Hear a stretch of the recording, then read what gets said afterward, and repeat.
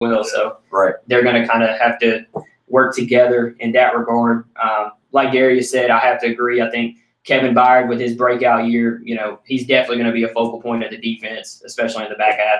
And Adoree Jackson, his development as a first-round pick is going to be important with his second year. So I definitely think they're going to look into that and try to do anything they can to, speed up his development, because he had a good year, but he didn't necessarily have a great year like some other first-round corners like Tre'Davious White or Marshawn Lattimore.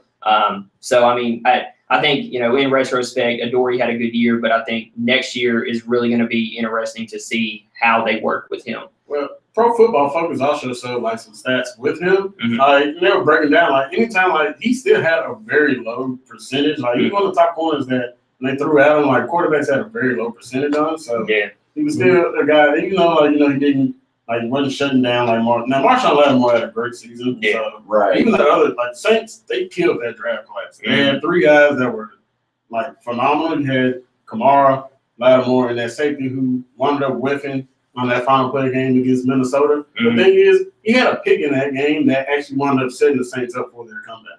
So, of course, people are going to think, they're going to look back. He missed the play. But he's one of the reasons you even got back in that game. So, but Adoree Jackson, he's got plenty of time. Just a rookie last year. He's going to go through those sophomore slumps. They normally see that with offensive guys. So. A lot of times when the sophomore, on defense, you normally see them take that next step. Like Vic Beasley. Vic Beasley, his second year, tore it up.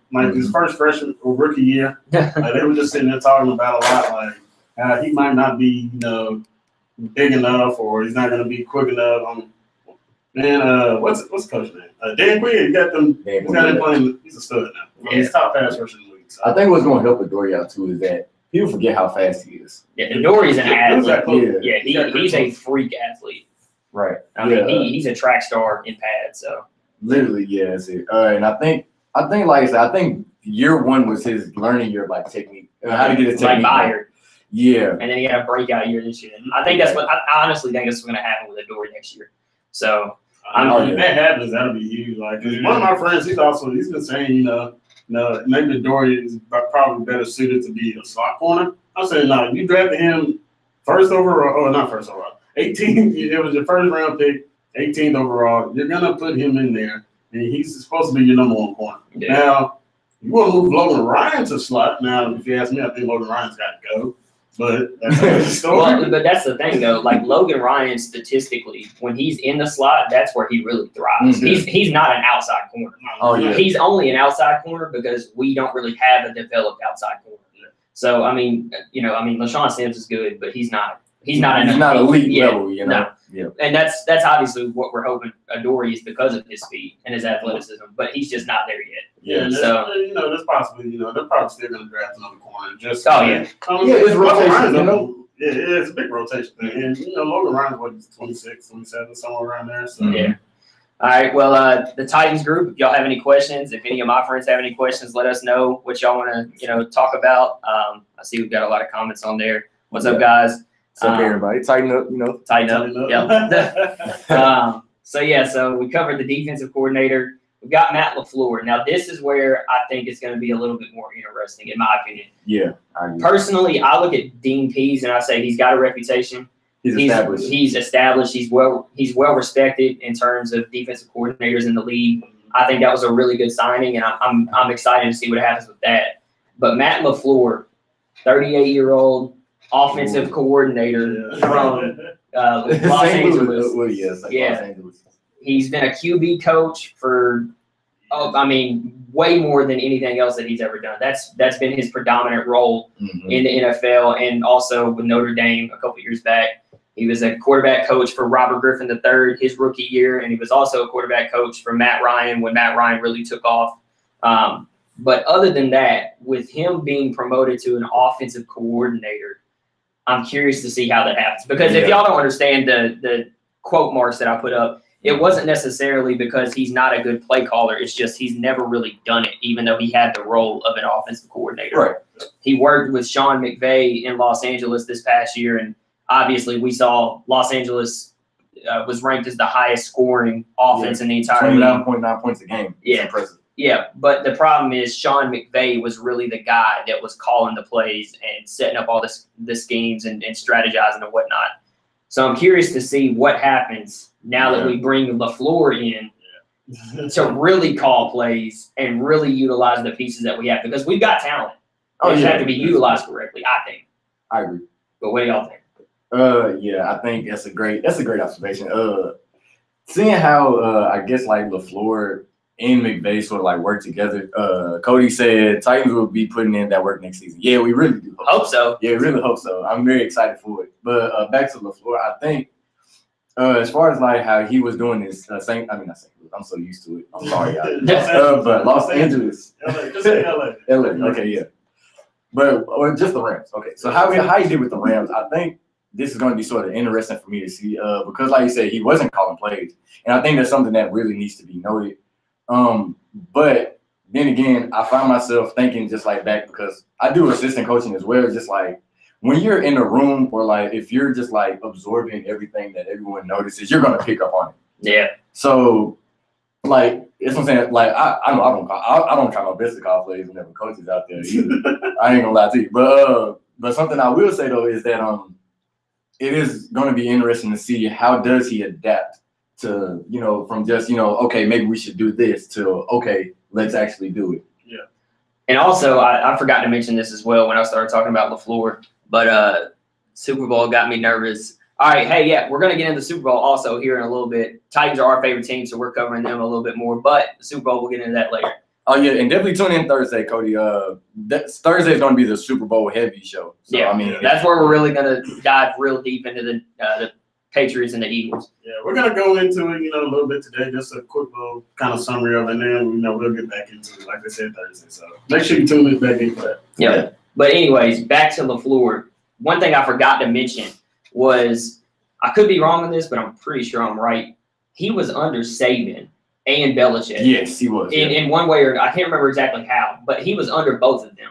Mm-hmm. So with him being 38 years old, he's still young. He's still definitely going to develop as a coach. Yeah. Right. But that's something else that we've got to mention because being under two of the greatest coaches ever, like that's impressive. Yeah, like Darius said, he's a coach himself. When he's in the film room and around his coaches and hearing all the lingo and the schematics and whatnot, you tend to gravitate towards that. You tend to soak that kind of stuff up. So right, maybe it happens with LaFleur, but I'm really hoping so. He has the talent like to do it. As you can see, like I said, his last game in Atlanta with Matt Ryan just blew the doors off the NFC. Yeah. But I think that was real impressive. So, I mean, we can try to see what he's going to do there. I mean, like, what he's going to do here is, like, see. Because what we notice is that he's been in, like, these quarterback development. That quarterback is probably his best position to develop. And what the Titans need right now for Marcus. That's what it is. Exactly. So, I'm all for it. Yeah. And so it also shows that, because he did work with RG3 when he was in Washington. Mm-hmm. So, one of the main things, that Goff isn't, like, quarter. I mean, he can move. He can run, but not. Yeah. But he's not like Marcus. He's a pocket passer. So yeah. One thing LaFleur, at least he has that experience coaching, like somebody that's actually been mobile before. Yeah. So like RG3, that's a big thing because all RG3 wanted to do was run. We all know that. Anytime you saw him, but that also had to do with the offense they're running too, because Shanahan really wanted him to run. I guess Shanahan kind of wanted him to be a pocket passer, but he just really didn't care anymore. Right. But LaFleur's biggest thing is, like you mentioned, like when we first started it, is like the coaching players. I want to see how he's going to take that in. So that's why preseason, that's why he needed to make this, Vrabel needed to make this hire correct. Because you're going to need somebody that knows exactly what he's doing. Now, McVay, you saw what he did. That offense exploded once Jeff Fisher got up out of it. So you're right. Who would have saw that happen? Wink, wink, wink. Am I right? 8-8 Jeff Fisher. Yeah. But so you saw, Jared Goff looked like a complete bust last year. Yeah, they was going that word around. Last year, 2 years ago, have you guys want to see him? It's rookie year. So this year comes onto the scene. They can give a lot of credit to the Rams general manager. I don't know if they had any say to do with that, but I remember they were saying when they hired when Jared Goff, actually when they hired Sean McVay, Jared Goff was in those meetings, and Jared Goff absolutely loved McVay. So that was one thing that kind of helped McVay. They had that bond. So we're hoping that LaFleur winds up, like bonding correctly with Mariota. Now the only problem is if LaFleur winds up taking off, then everybody knows he's going to be a head coach somewhere. He's only 38 too, so you know he's looking for that. Yeah, he's only looking for the head coaching job, which he looks like he's yet to have at all. So. No, yeah. But you know, he's been in those meeting rooms with the Rams, so you should. I know he's got the playbook. What the Rams has. So, you know, he's already jotted down some stuff, so you know it's going to take over. But in comparison, how much, you know, he's got to be more eccentric than Trubisky's playbook. I mean, Trubisky was just like, all right, you run that way, you fake the handoff, and you just, you know, cut that way, and that's all he was. He's got to be at least a little bit more exotic. It can't be that hard. I mean, no, it can't. Third down and short, let's go run the ball. Let's run the ball into 9 different guys. Yeah, let's see how that goes. Even though we got a mobile quarterback. But I mean, another thing, like, you know, he had guys like Todd Gurley. Now, Corey Davis should be a much better receiver than Sammy Watkins and Cooper Kupp. You know, Rashawn Matthews, I mean, he's still a solid. He's in that. He's a good number 2. Yeah, he's a solid 2, you know, great possession receiver. And then you got Taywan Taylor, who you can use like how they deep threat. Just take him off the top like how they were using Sammy Watkins. That was my most exciting thing. Robert Woods. Robert Woods is very underrated. They used him consistently, and he consistently just attacked the deep middle of the field, and you can see those cover 2s, the safety split out, and run down the seam wide. More people see man to man, he just outrun the guy. That's what Taywan Taylor can do. Yeah, I mean, and you know, the hesitation I've got with LaFleur is just one of those things where it's like you said, they brought in all this talent, you know, but my thing is, when Jared Goff first got there, they weren't very good. I mean, their defense had pieces. Their defense was legit. Yeah. Jared Fish had the defense, right? Yeah, but their offense just wasn't there. Yeah. Like Todd Gurley said, it was like a middle school offense. Yeah. And my thing is, okay, so it kind of turned in this second year, it was like the perfect storm, is what I call it. Because they brought in McVay, they bring in LaFleur. They had, you know, Todd Gurley had a career year. But they also brought in talent too. They brought in Sammy Watkins. They brought in Andrew Whitworth and Robert Woods. So they drafted Cooper Kupp, drafted a great tight end. Then they had like a center they brought in too. Yeah. I mean, that team, they did a great job building in the pieces. They built that team. And another thing with LaFleur, like, he might have not called the plays. He best believe he had something to do with the development of Jared Goff since he was a quarterback coach. But that's where my question is it, you know, is the Rams' success because of them building the way they did, or did he really have a big hand in the development of that team? I would think he had a hand in it. It's kind of like how, you know, the Philadelphia Eagles situation. They you know, it's Doug Peterson, Frank Wright, and John DeFilippo. My man. So, and, you know, and see, they all speak that same lingo probably. Too. Yeah. And so it's just keep getting repeated and repeated. So they had 3 guys probably just beating it into Wentz's head. Yeah. So LaFleur probably had McVay and LaFleur. Right. They probably, I don't even know if they had a QB coach. I'm sure they did, but that doesn't matter at this point. I don't know if the Titans will wind up getting one or not. You know, it's not necessary that you need one if the offensive coordinator is already that same kind of guy. Now, it's nice to have one just in case, you know, you never know something might happen. Well, I mean, the Tennessee Vols didn't have a quarterback coach for like 2 or 3 years. The Vols hadn't had a coach for a few years. Yeah, well, a real coach, yeah. So, but another thing, I mean, this LaFleur situation to me has so many layers to it because obviously we've been talking about it for 15 minutes and there's still tons of stuff to talk about. Right. But it's one of those things where, like you said, he's 38 years old. Yeah. He's getting into the league. So this is another thing where I look at it and say, okay, with this hire, what happens if we do take off and our offense explodes like it should, but still, what happens if it does? And LaFleur says, you know what, I did my part. I've added this, you know, this big piece to my resume. See y'all later. You know, fire Vrabel and you keep LaFleur. Well, I mean, but seriously, no. I mean, but that's where a good coach comes in. That's where your good head coaches come in, right? And they find the offensive coordinator that they know that's they want to build. Then this is what I hate the Titans do a lot. Or you get a guy that's been in it, so you move the QB coach up. Yeah. But the Titans had that problem with moving like their positional guys to head coaching positions. So, but hopefully Vrabel's smart enough. I mean, it took him a long time to find exactly who he wanted. I don't know if LaFleur was one of the first names that popped up. He was the second interview. He was So he, and that was what was funny to me was it was like out of the first 3 guys they interviewed, they hired 2 of them. That's what I'm saying. It's like it's technically so they knew knew from day one. Oh, these are the guys we want. Let's go get them. But they waited all this time to do it. And it could have just been because, Vrabel just could have been doing his homework. He probably just took his time. And, I know because we were kind of bashing Vrabel, But maybe it could have just been he was taking his time and finally deciding, okay, this is exactly who I want. He's probably doing it, just deep diving on every single candidate he had. And finally came up because, they both got hired. Bam, bam. Yeah, that was surprising. He's hired, and then less than 12 hours later, LaFleur was hired. Yeah. It was early. That's weird how that happened, though. But because, like I said, he probably did his homework, and then once he found out who his guys were, probably talked to Pete probably throughout the night. I got all that situation. I flew him in. Or got his son flown in. That's another thing we missed. All right, so this is an actual kind of funny thing that happened. So at first, I thought it was a joke. I thought somebody was trolling me. I saw a meme. I was like, maybe that's fake. Maybe it's not. No, it was real. All right. So what happened was Dean Pease. Okay, first of all, like I said, he retired to get family time, and then he is in conversation with the Titans and whatnot. This morning, I wake up. I'm on Twitter, Facebook, whatnot. And I see that supposedly there was a leak of a memo from a high school. I got that. Is in Colorado? Is that right? I think it's in Colorado.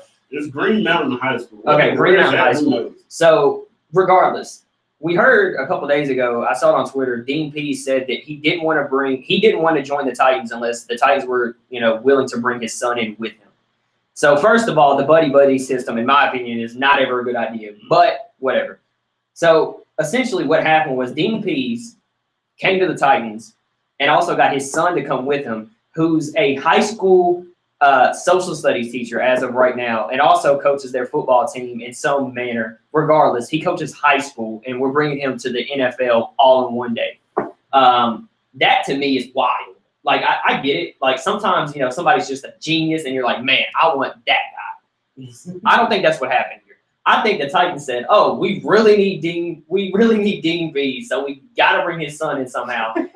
What's funny about this to me is they haven't even announced his son's role yet. They just said he's on with us, but they haven't said what he's doing. So, and from what this memo looks like, it looks like he's kind of like a strength and conditioning coach. Yeah, that's what it looked like to me. That's probably what he will be brought up on. So we'll see how. You think they give him a role that high though? Straight from high school? Straight from high school. I can't see that happening. I can't. Condition. Well, yeah, but you got a point. Who's the guys here now? I think it was a lot of fans who were mad at the strength and conditioning coach who was here now because of all the hamstring injuries. So yeah, but he was like the longest tenured coach of any team in the league. Exactly. So it's just like. But bringing in somebody from a high school you're skipping college. Like they're trying to find his replacement for his social studies class right now. Like they're literally trying to do that. They're like, we need a sub, and he's like, bye, I'm going to the NFL.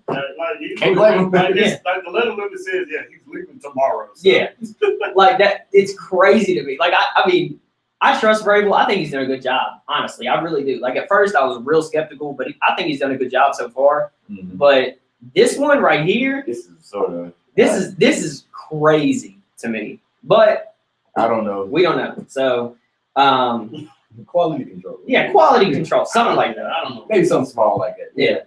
Maybe, nutritionist or something. That'd be fine. I'd take the water. Yeah, the water boy. That's high quality history.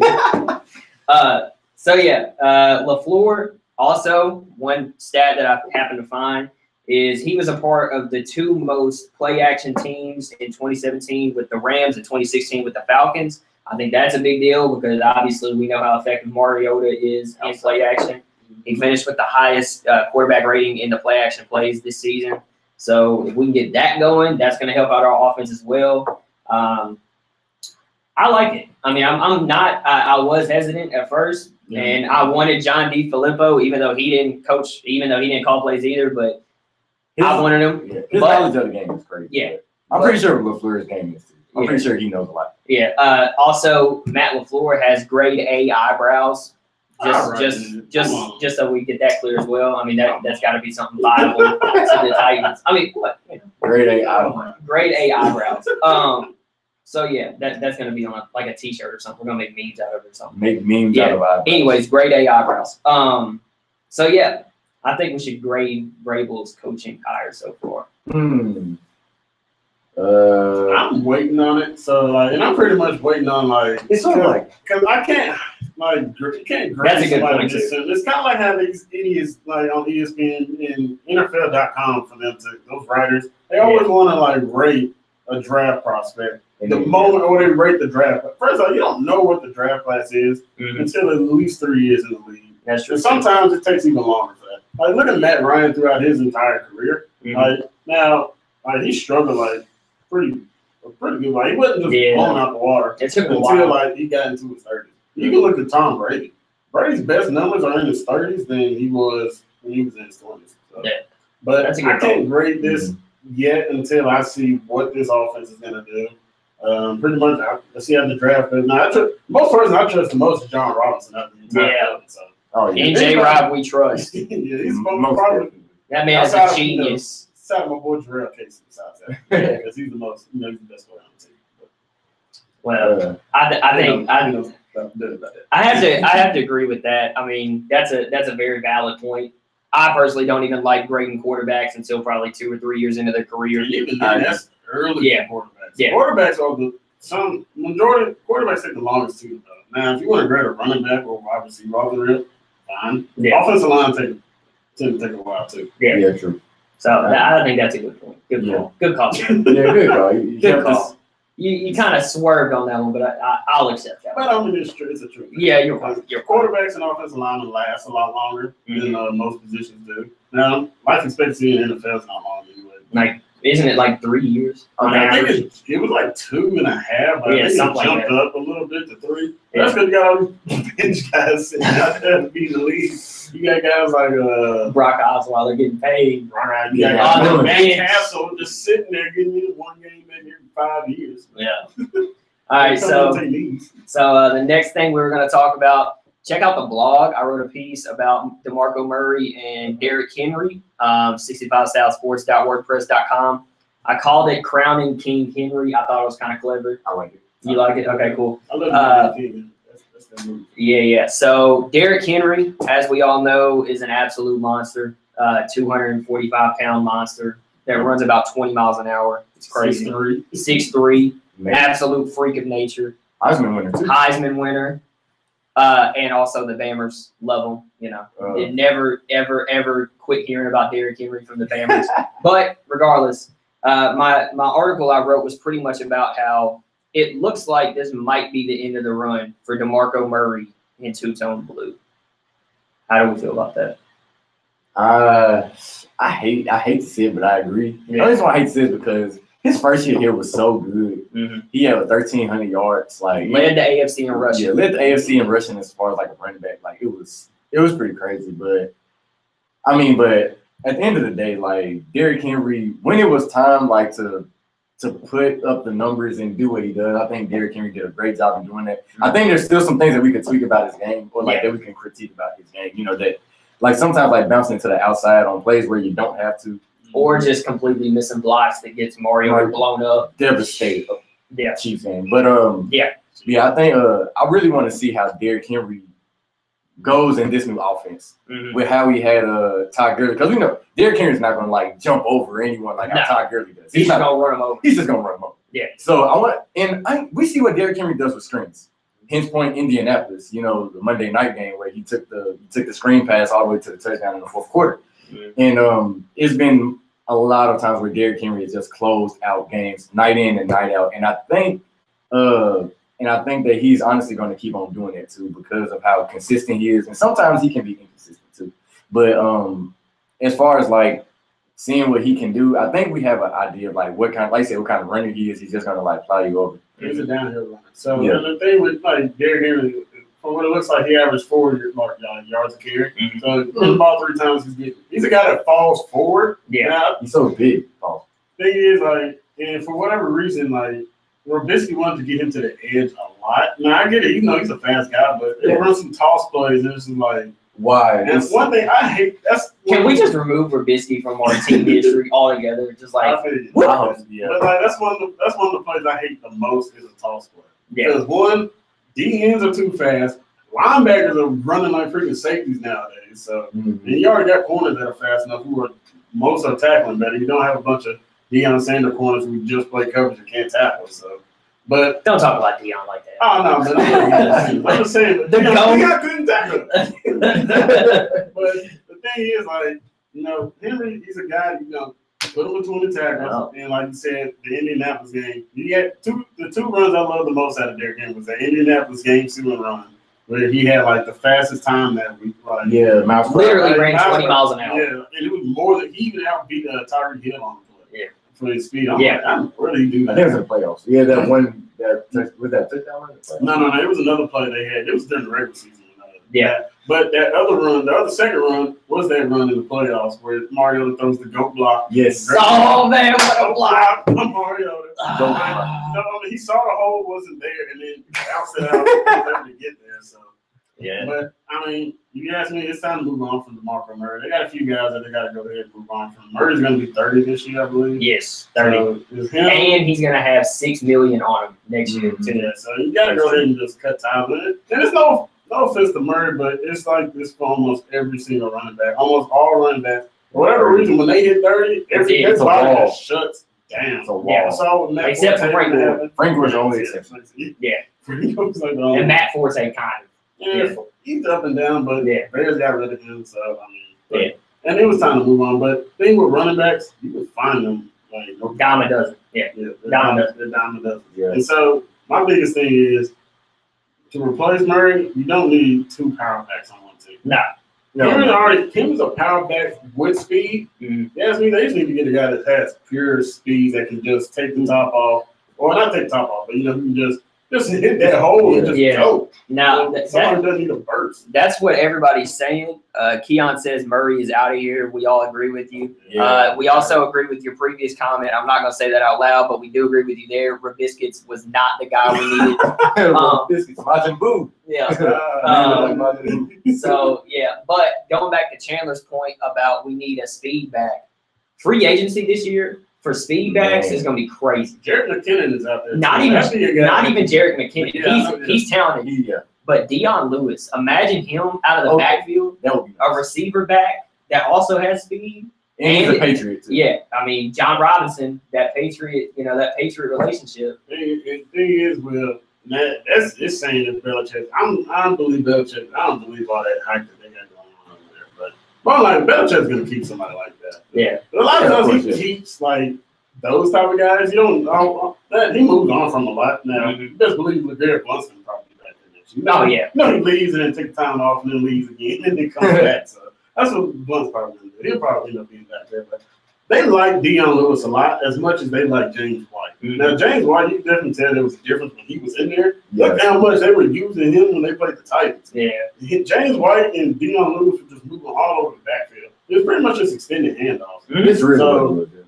But having a player like James White or Dion, they give a lot of flexibility. Yeah, the shifty little guys too. Yeah. Hard to bring down, so. You get them in open space, they're tough to bring down. And I think that's what the Titans need. Like, we've got Derrick Henry, who can make you miss, but is predominantly a power guy. Mm-hmm. We need someone that can get in open space, catch the ball, get loose, make a couple people miss, and pick up the first. And there's another guy that's actually a USC's running back, Ronald Jones, the second. Yeah. Now, Daniel Jeremiah, he's a big scout for NFL.com. He hasn't ranked 12th on his draft board. Now, running backs shouldn't be going in the first round often. Now, Saquon Barkley could be a whole different story. I don't know, because anytime I watch Barkley, like, it doesn't look like he's that fast, but he's still outrunning everybody else on the field. So it was because I was watching when they played Ohio State. He took that opening kick. I'm like, he doesn't even look like he's moving. I think honestly, but he's literally killing everybody that's on special teams. The thing that separates guys like that though is vision. Yeah. Even if you're not necessarily fast, if you've got vision and you've got patience to hit the hole at the right time, that's all you need. Yeah. But Saquon flat out. Hey, I don't know how he does. Yeah, he just sits back there for 3 seconds, waits, shoots, hops in the hole. Now that's another guy. Obviously, I don't think we're going to Le'Veon Bell, but contract talks have went up with him. Yeah, but he's basically saying, look, I want to get paid or I'm done. Yeah. I don't think he's going to retire, but I have heard he might go to the Raiders. So obviously he's out. But going back to what we were talking about, I think it is important that we go get somebody like what Keon said, a Kamara type running back. Yep. And there's a couple guys like that. I can't remember his first name, but Penny, the San Diego State running back. Yeah. He's fast. He can catch. I mean, you He had a know, great senior ball. He's supposed to have like 4.3 speed types. Yeah, he's supposed to be that yeah. just scoots. now and like we said, you know, we would love to have a speed back, and we tried getting that in Kalfani Muhammad. He just looks small. But he's he's not gonna way take a too lot. small. Like, Yeah. it's kind of like how my Bears have with Tariq Cohen. Like, they're not a guy that's should be taking 15 carries. That's a guy you might want to get 5 to 10, like, And screens and stuff like that. Yeah. like touches, 5 to 10 touches a game. That's somewhere where you want to fit those guys. Now, if he was 6 feet, let's go ahead and get it. But Yeah. he's like what, 5'8", 5'8", 5'8", I think he's like 5'7". Oh gosh, yeah. I don't want him to get kept. Like whenever like I went to the practices, like dude was really like this tall. Like he's short. Yeah. I was like, that looks like me out there like trying to play football. Like he's Yeah. that guy. And it doesn't help that he's not really that good. Yeah, he dropped like 3 points in a row. Yeah. Another thing, they gotta get somebody to catch up back there too. That's what I'm saying. Not Like promoting Deion guys. Lewis, if Right. we could land Deion Lewis, that'd be huge. I think that'd be good. Especially because, you Get you know, with Deion Lewis or Jared McKinnon, you know, Yeah. somebody who can do it all Yeah. like that. yeah, Like, I'm gonna shoot. Where's LaShawn McCoy gonna be? I know. But that's what I'm Yeah. saying. Like the way that Los Angeles uses Ty Gurley, if we could, you know, get somebody that could mimic Ty Gurley, obviously there's very few guys that are as Yeah. talented. But if we The only can, guy that's gonna be in the draft is gonna be close to that is Saquon. yeah, but we don't have a shot at him. He's So going to sleep. that's yeah. But what I'm saying is, if we can get if we can get someone that has that same kind of role and utilize him that same way with Matt LaFleur's history of being able to do that with tailbacks, Because you saw what he did in Atlanta. Yeah. The way he Oh, was yeah. Kevin Coleman and Yeah. Devontae They was tearing it up. Yeah. They were going wheels. yeah, they're both really talented. And then Ty Gurley, I mean, if we can get somebody like that, that'd be huge for our offense because you need you know, an offset kind of tailback who, you know, you got your power out, but you also got your speed guy. They complement each other well. You know, that's why I sort of like what Keon said, like the Saints, like what they're doing with Ingram and Kamara or Yeah. Kamara. I love that, and also like how they're using Stewart and McCaffrey in Yeah, Carolina. Stewart, I think he's probably about this. he's probably about there soon, but I He's still old. think they complement each other well. As far as, like, They do a good job. But thing with that, McCaffrey's probably, and he's not a running back that you want to be taking. right? Unless he- Yeah, No, I mean, no offense to him because he's a great little back out of the backfield like that. Now he does kind of, he's like a smaller McCoy. Yeah. He just shifty, he can just move all over the place. But I see if you want to, I think they need to implement what Atlanta does. Find somebody that's good like Devontae Freeman. Too bad they couldn't get Dalvin Cook. Too bad he's in Minnesota. That'd be the perfect compliment to Derrick Henry. Like Dalvin Cook and That'd be a that's nasty shifty in tailback. space. piece. Yeah. And that's what you want. You want Yeah. that two tailback like situation back there. I I agree. agree. You need to run a little bit of read option. Oh, not like that triple option stuff. Yeah. You know, take the Henry if you need to. Mario keeps it. You don't want to run that often. You run that like twice a game most. Yeah, yeah, too risky. I agree. But But Mario knows how to pitch the balls. I mean, that's what I'm saying. I think we're only like 1 or 2 pieces away from being a very good team. And I think a lot of it honestly had to come down to coaching.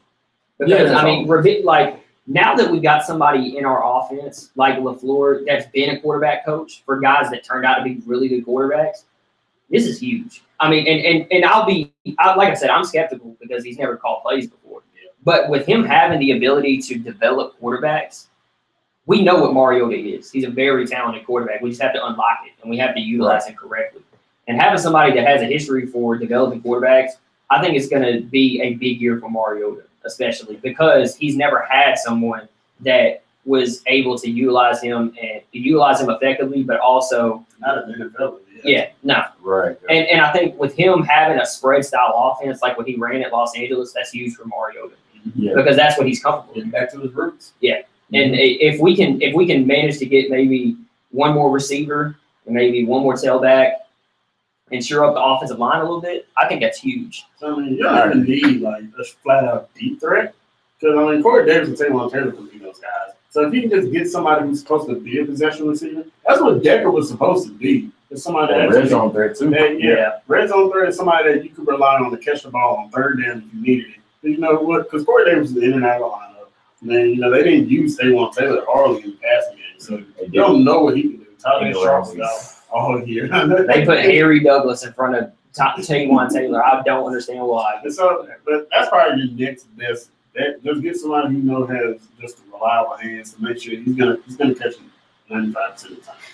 So we got a comment from Brandon, my friend. What's up, man? The pedigree is great for LaFleur because look who he's worked under the past 2 years and in the top play action quarterbacks under him. And for Mariota to be a top play action player anyway, it's a home run, baby. Yeah. So Yeah, Brandon's very high on LaFleur is what it sounds like.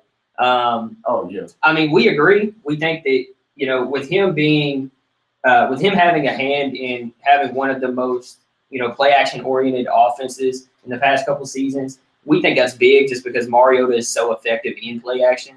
And if we can get that in our system this year and utilize Mariota's running ability with also his passing ability, which is coming together a little bit, it's going to be good for him. And I have to agree with you there. I think that with that being said, Mariota's probably going to be in for a pretty big year this year. I think that's a fair statement. I think so. I think the expectations are going to be real high. Yeah. I mean, I don't think that we're going to have another year like last year. I just really don't. And I think, like I said, I think a lot of it comes down to the system that he was in and what Trubisky tried to do with him, and it ultimately just did not work at all. Right. And the thing is, like, last year, no, it wasn't a failure season because they did make it to the division round, but you can almost see it as a failed season. Yeah.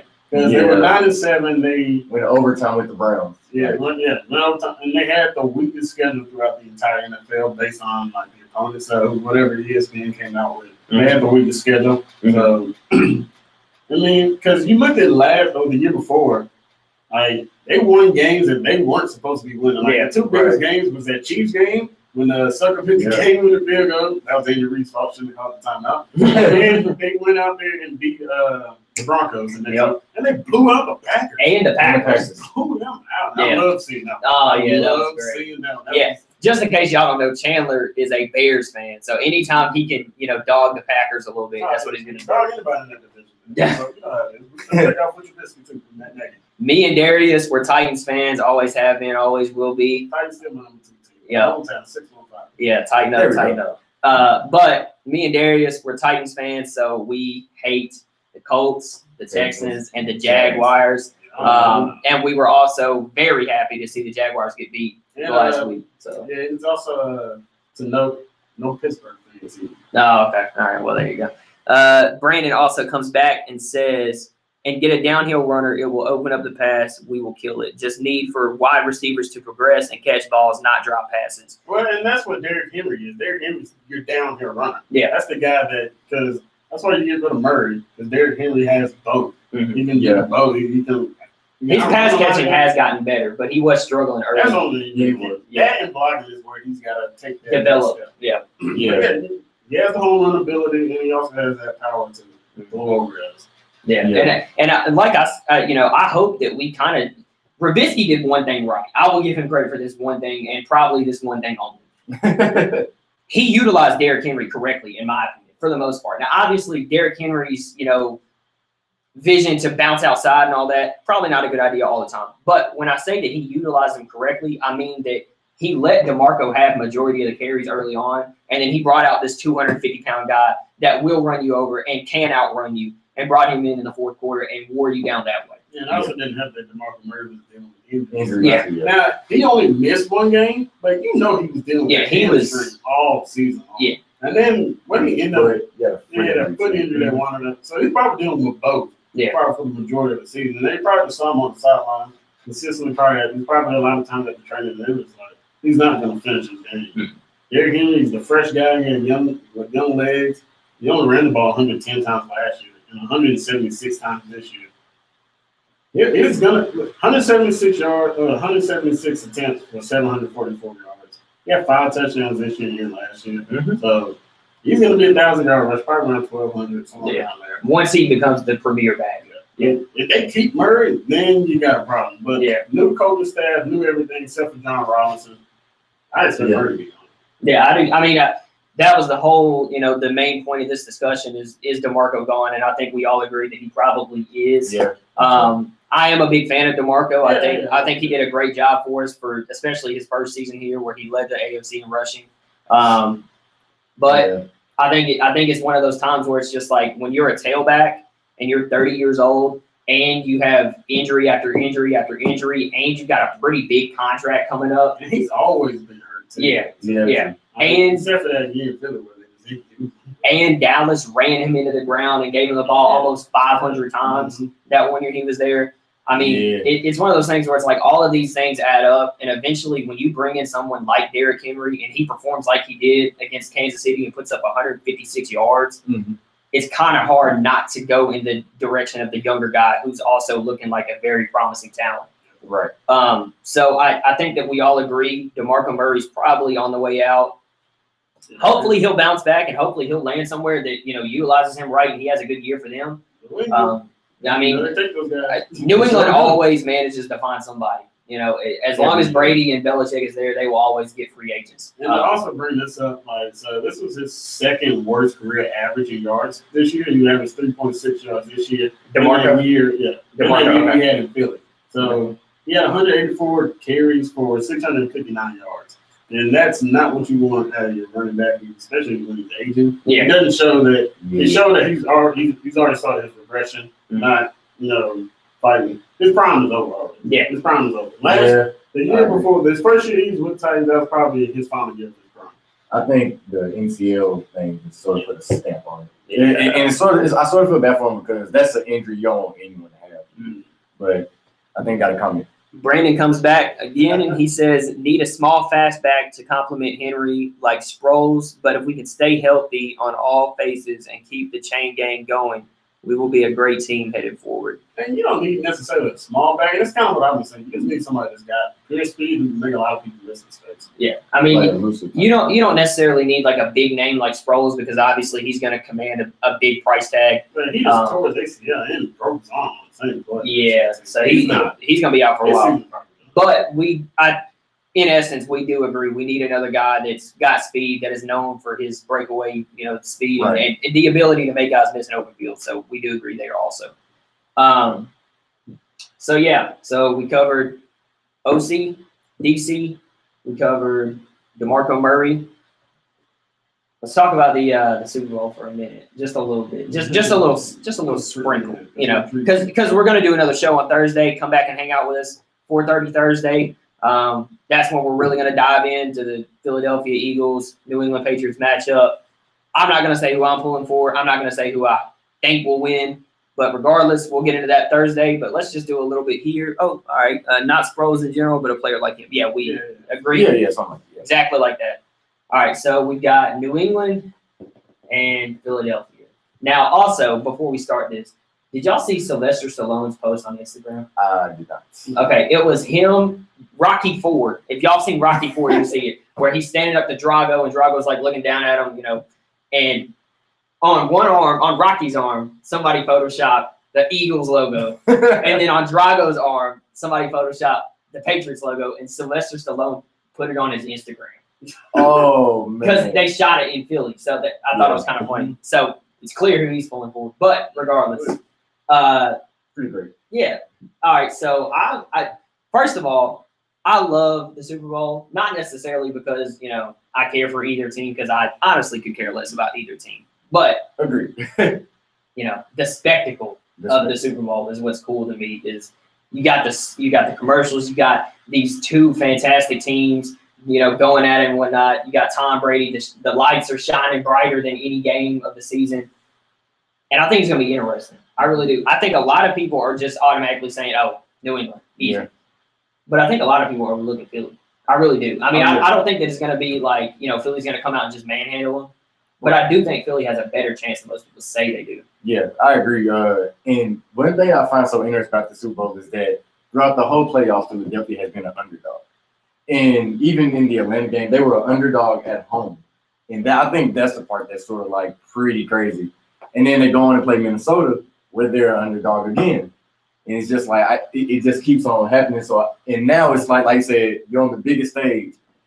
And a lot of people are still rooting for the Patriots. And, you know, Philly's just like, okay, what can we do to prove these people wrong?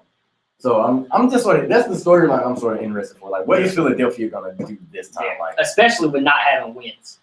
Exactly. It's Nick Foles versus Tom Brady. It's going to be great. That's what, So I'm excited for it. Yeah, so with this, it's kind of like, they're not rooting for the Patriots. You best believe that most people are rooting for Philly. Yeah. Now, Oh yeah. the bet makers have the Patriots as the favorite. But of course, you're going to have the best coach and best quarterback as your favorite against a backup quarterback. Now, it's nothing against Nick Foles at all. Frankly, I think Nick Foles has done a great job, except for it may have been maybe 1 or 2 games where they just kind of the offense just looked inept. Yeah. But thing is, that defense is probably what's going to keep them in the game. But another thing, they're just going to probably let it fly. Like they say, fly, Eagles fly. They're going to be letting that ball fly. If they don't, it would really surprise if they try to go more running. Yeah. Than it would be passing. Especially the game Foles had last week. Oh, yeah. I mean, he was tearing them up. They was. And the Vikings secondary is no joke. No joke at all.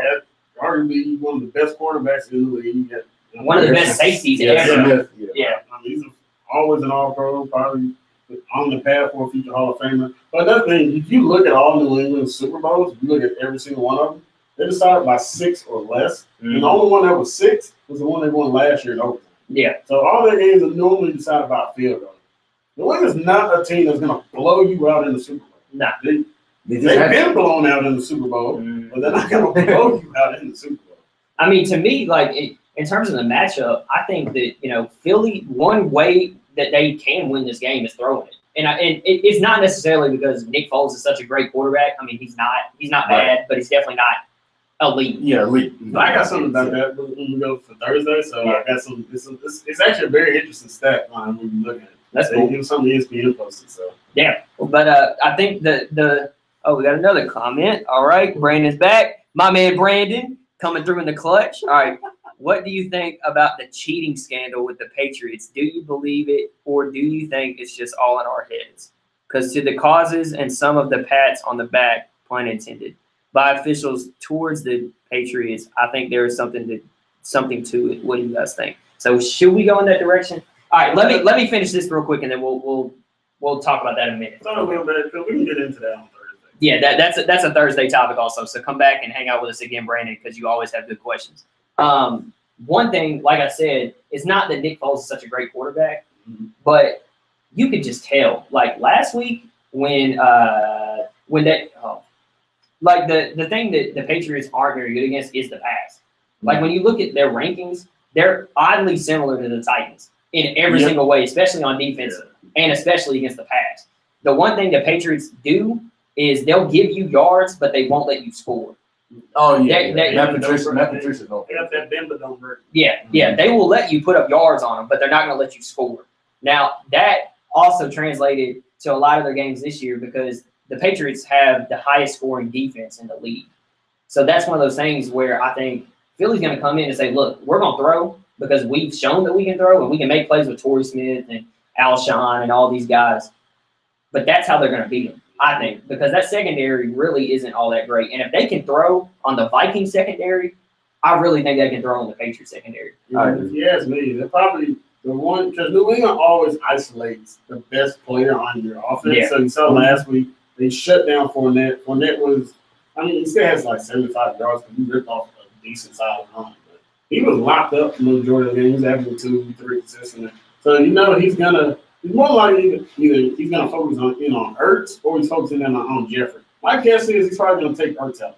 Yeah. And if he's going wild, everybody on that team is gonna go wild. Now my brother's a big Pats fan. So he's been one now. You can say he hopped on the bandwagon, but he was a kid when it happened. So he hopped on the bandwagon when it was because he was a big Rams fan. And then the Titans lost to the Rams, so he got mad at the Rams. And then the Patriots come and beat the Rams, so then that's kind of how you became a big Pats fan. Wow. So real roundabout way of being a Pats fan. That's all I'm saying. But anyway, and he sees it as that's probably why because they always shut it down. So he's older than me, so I always find get information from him about his Patriots. So I see that Malcolm Butler is probably their biggest liability on defense. Which is but everybody always gives Malcolm Butler credit for being such this fantastic. He's got one play that and he's not that entire career. He's got one play that's defined his entire career. He's not terrible, but there's a lot of really good corners that are better than him. Oh yeah, he's not even the best corner on that team. Yeah, Stephon Gilmore is the best corner. Gilmore is definitely the best corner. And he showed the play. Yeah, and he showed the play last week when Well, yes. Yeah, he batted that pass away to win it. But so Brandon, like he said, the refs kind of thing. He also says they need replacement refs if the Eagles have a chance. So okay, we're just gonna talk about this a little bit because it's kind of a funny topic, and then we're gonna get into our good, bad, ugly, which is something we always do at the end of our shows to close it out. So a lot of people always talk about these refs and about how the Patriots pay the refs, and Tom Brady's, whenever he's on the phone in the games, there's always memes being made about how he's like calling Vegas to get the refs in his pocket and whatnot. The way I look at refs is kind of interesting, and maybe a lot of people agree with me, maybe they don't. But the way I look at it is either you're good enough to win without them, or if a bad call doesn't go your way, you can't complain about the refs. You just can't. It's either you play well or you don't. And the one thing that Brady is really good at, and I think it's pretty easy to say, Brady's really good, just really good without anything else. He is a very talented quarterback. He doesn't need refs to help him win. He just doesn't. Now, I know a lot of people just don't like Brady, and that's the first thing they want to go to. Of course, I understand. But it's not fair to say that. And to say, like, I was even talking, because I was talking about, like, mom and brother last night. Like, people hate success. Like, teams that succeed consistently. This is the greatest dynasty of all time, and people can't stand it. And it's understandable because, I mean, you do have all those Spygate. You got all that stuff. It's understandable why you might not like this dynasty. Yeah. But it's still considered the greatest dynasty. Because nobody went on a run this long for dang near 2 decades. Yeah. That's true. And also, another thing, just so y'all, we get a little bit of a about me section here for just a second. Me and Chandler are both Vols fans, okay? Let's get it. So, go Big Orange, Vol for life, all that kind of stuff. I know, Brandon, you're a Bama fan, but I'm about to talk about y'all for a second. It's the same thing with Bama. A lot of people just don't like Bama because they win a lot.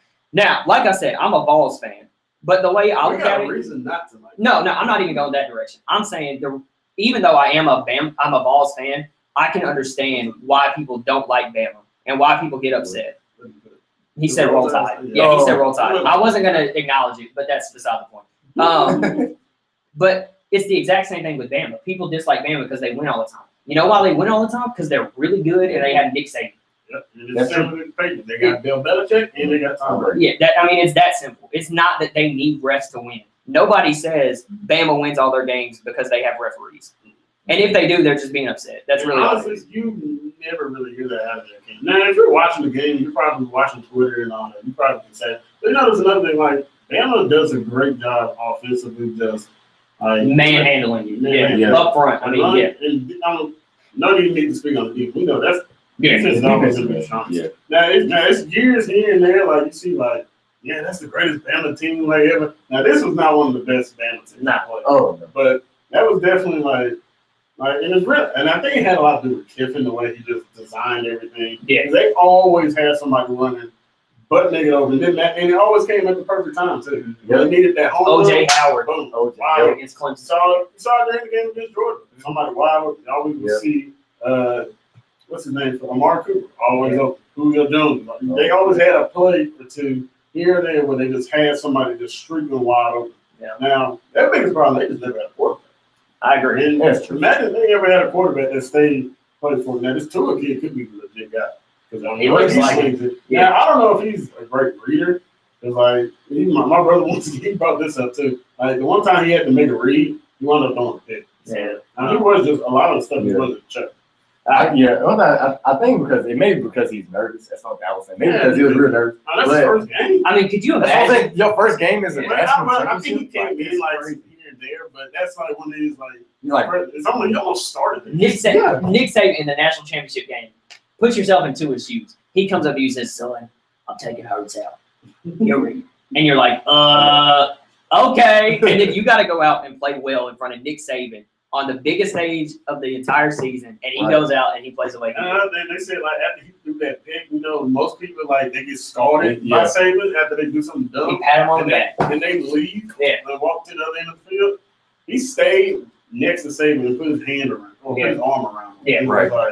I was like, okay. He was the number one to do it. He was the number one to do it. Their quarterback coming out of high school. Yeah. So apparently, Mariota's like he went. They went to the same school. Yeah, they're like I don't understand, but like his mentor is Mariota. So basically, yeah. All right. So quickly, good, bad, ugly. We got to get going. We got class here in a minute. Start off. This is your segment, so Yeah, start off. let's go ahead and get it. My good, I'm going to go ahead and give it to Giannis Antetokounmpo. Nice. He wound up balling out against the Philadelphia 76ers over, was it a Monday? I think it was Monday. Either Monday or Sunday, whenever they played. But I believe it was Monday. But dominated game, had 31 points, wound up balling out, 18 rebounds and 6 assists. Ended up with looks like y'all had a block too. So my good, I give it to Giannis. Okay. My good is sort of going to be reiterated. It's something that we talked about earlier. I just want to say my good is going to have to be the front office of the Titans. Yeah. For getting and for coordinator on all of this, because I wasn't expecting this, at all either. Definitely with how quick the hiring of Mike Vrabel was, and like to see people's reaction of it first was just like, I'm sort of iffy. But now it seems like people are now jumping, like, okay, now I'm getting behind this team. Like I said, that's my good for the week. I think the ownership of the Titans, they did their job this week. All right. My good, I would say I'd have to give it. This is a little bit of a change up. We usually don't talk about hockey that much.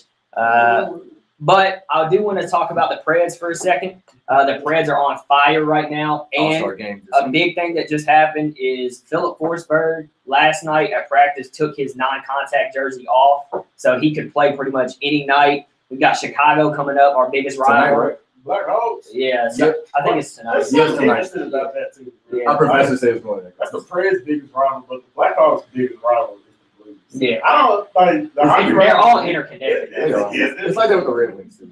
Yeah. But my bad is the whole Michigan State situation. Oh, man. So Yeah. you had the whole thing with That could be your ugly That's also. But I got something else for that too. Yeah. But it's the whole situation and the thing with Tom Izzo and D'Antonio. D'Antonio, whatever the man's name is. But that whole situation they got going on with the two coaches, not necessarily NASA. One, I don't discuss him as a rock, but that how they're kind of treating this situation now. If Izzo's in trouble, that's gonna be you. Like, Yeah. if you ask me, I think the whole Michigan State, all their sports need to be on the same before a year or two. They Yeah. gotta have some stuff. They gotta even Magic Johnson put out a tweet. Yeah. He He wants to go. He wants to is go. livid. I'm glad he said something, though. Yeah, because he's probably the biggest smart. Athlete ever. Yeah. I agree. Nah, yeah, that's a real thing you got to take. Let's see, my bad for the week, man. Because that's my pick. That's my pick. Yeah. My bad would have to be. Let's see. I'm gonna kick it to you right now because I knew what my two were. I didn't know what my bad was because it's hard to differentiate sometimes. Well, Herbert is different. Okay, well, no, okay. I can think of my my bad. It would be yeah. Okay, that's fine. I'll take it. My bad. Okay, so I'm not necessarily like analyzing the trade itself, but Blake Griffin going to the Pistons. Ooh, What? that's Like, a head scratch. I don't understand. Like that dynamic they had in Los Angeles with Blake Griffin was huge, Mhm. and them sending him to Detroit. Like Detroit is a dumpster fire for basketball. I mean, it just is. And that was surprising. They hadn't been right since they were playing against Jordan. Yeah, I mean, Chauncey, Yeah, like, I forgot about that. Chauncey and all them, like they were a team. They were some dogs. Yeah, they were. Yeah. But now, man, they don't have- Tayshaun Prince. yeah, they could play, but pretty much Blake Griffin's gonna be out on him by himself with Reggie Jackson. well, Mhm. yeah, but the big man that can't shoot threes. Andre Drummond. Yeah. Andre Drummond, there you go. Andre- That's gonna be- I love Drummond. That's pretty much them. That's it. Yeah. So That's- that would be my bad of the week. Okay, I think I know my bad. Okay. Okay, so my bad would my bad is going to be as anyone knows I'm a sneakerhead. So my Oh my bad, God. yeah. So it's gonna be about shoes. So so I think Saturday, I think if I'm not mistaken, the Black Cement 3s dropped on Nike.com real early, and nobody knew. So my brother sent me a text message. He was like, "Hey, they dropped these," and I was just like, "No way!" And I looked and they're sold out. So he's just like, "Well, I took an L already before the shoe even came out." But I first say that was my bad because I really, if people want to know me, I wanted that shoe because how that shoe drops, when it actually drops on in 2 weeks on not this Saturday but next Saturday, is it's gonna come out with 3 other shoes that come out that weekend. Yeah. So if I had 2 weeks to prepare and probably like get my money straight, I would have been straight. But that's my bad. Ugly. All right, so my ugly is happened. I'm going to the NBA, back to the NBA with this one. My ugly is the injuries that happened over the weekend. And so DeMarcus Cousins winds up tearing his Achilles. But he shot a free throw, and then like he shot it like trying to like miss it on purpose, and it gonna wind up costing him the rest of the season. But don't expect them to probably make the playoffs now. Yeah. I mean, it depends now. If Anthony Davis will stay healthy all year, then they can probably still have a shot. Because they're like the 4th or 5th seed already. So him going down that Oklahoma City Thunder lost Andre Roberson to a ruptured patella tendon. Man. And that's rough. In the NFL, they consider that to be like, that's worse than the ACL. Yeah. That's the same injury Jimmy Graham had, and that's the same injury Danny Trevathan had last year.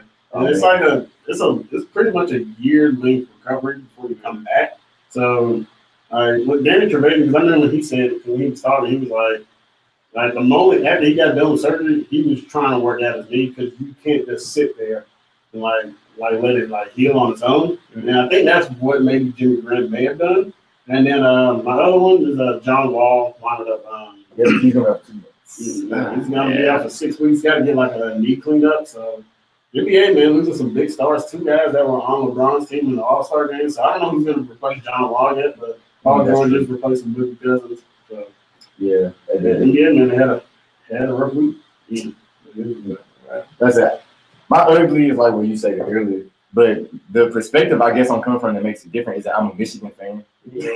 So it's like I'm not trying to be like Don't go too no, I'm not going hard, but the fact is just like it's sort of sad because the state as a whole is sort of like in conflict. Yeah. And I sort of feel like that I don't know like what can happen for a state, you know, to get past this or like I said, I think It's gonna take time. It's gonna take a lot of time. So yeah. And I don't know how like passionate Michigan State fans are. I'm sure they're very passionate. But Penn's like how Penn would happen with Penn State. Yeah. Them guys like did not believe any of this. Like, they're like, no, there's no way this actually happened. I don't Michigan State people, they like this legit happened. So I think they're a little more like you can say smarter than what Penn State people are doing. So yeah.